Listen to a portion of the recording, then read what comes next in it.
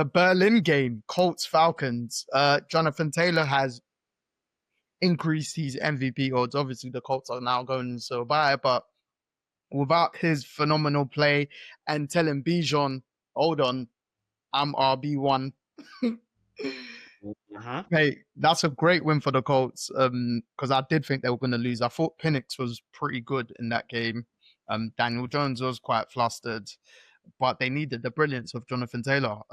That touchdown was the longest touchdown of his career, if I'm not mistaken. Oh, okay. Yeah.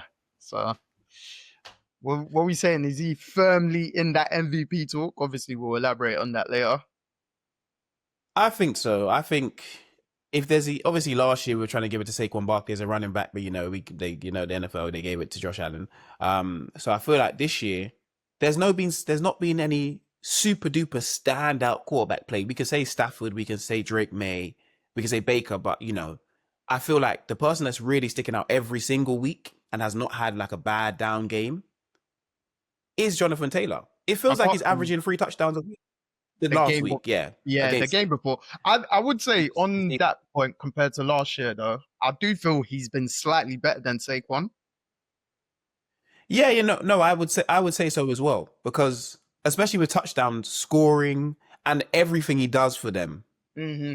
Whereas, like you don't have the Colts don't have an AJ Brown, a Devontae Smith, Yeah. a Jalen Hurts, and that O line. Do you get what I mean? They don't have the threats of those people as well. They have good receivers, but they don't have the threats. Going into the game, stop Jonathan Taylor or we're done. Mm-hmm. And no team, well, the Steelers, crazy how they managed to do it, but the Steelers are the one team that have managed to do it. Mm-hmm. And I think firmly he should be in the top of MVP conversation. I know they'll probably try and give it to a quarterback, but I think what he's gonna achieve by the end of the season, it should be his. Yeah, To lose. if he continues on this track, then yeah, Yeah. No like injuries, healthy. I think he should win it. because and just even looking at stats, James Cook, so Jonathan Taylor's on 1,139 yards. James Cook's second on 920. Rico Dowdle is third with Achan, just a couple yards between them. They're 350 yards behind Jonathan Taylor. Mhm. That's how big the gap is. So he's got like And 200 yards on James Cook. how many touchdowns are they behind? Taylor's got 15 touchdowns. The Yeah, next see. closest is Jameer Gibbs and Javonte Williams. No, they've got 8. Josh Jacobs got 11. See. And he's got 15 in what, 9 games? 8 games? They're 8. Are they 7 8 and and 2? they might be 8 and 2. They Yeah, played they're 10 already. 8 and 2 because they're going into their bye now. Okay, yeah. So in 10 games, 15 touchdowns. Yeah. The record is what, 28? Yes. Yes. So he needs 13 and 8. I mean, it's still doable. Yeah. 100%. 100%.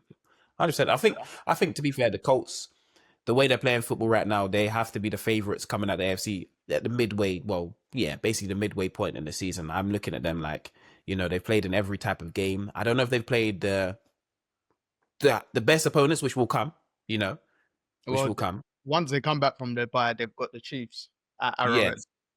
So that's when we'll see if we can measure them up. Obviously, Daniel Jones, the past few weeks, has been turning back into Daniel Jones of New York. But, I feel like the buys come at the right time for him. So they can kind of smooth out their issues. I don't know. I like the Sauce Gardner trade, but I don't know if he's him anymore. I'll be real. Drake London was cooking his ass all game. So I was like, yeah, I like it, but you don't, for me, put them over the edge any more than they were over the edge. Yeah. It's not like a Parsons contingent. Like, it doesn't change much for me in that system. Drake London and Penix, they're creating a very good chemistry between them. When I said Penix had a good game, he started the game good, but I was thinking of his previous game against New England after went downhill. But him and Drake London's connection, it's like Very good. Drake London is putting him in that upper echelon of receivers in football. 100%. 100%. I enjoy watching the Falcons, but I almost know what the final outcome of all their games is kind of gonna be, because they're not consistent enough. Yeah, bar that the Panthers game where they got absolutely blown out, and all their other losses, you'll think they could have won this game, maybe.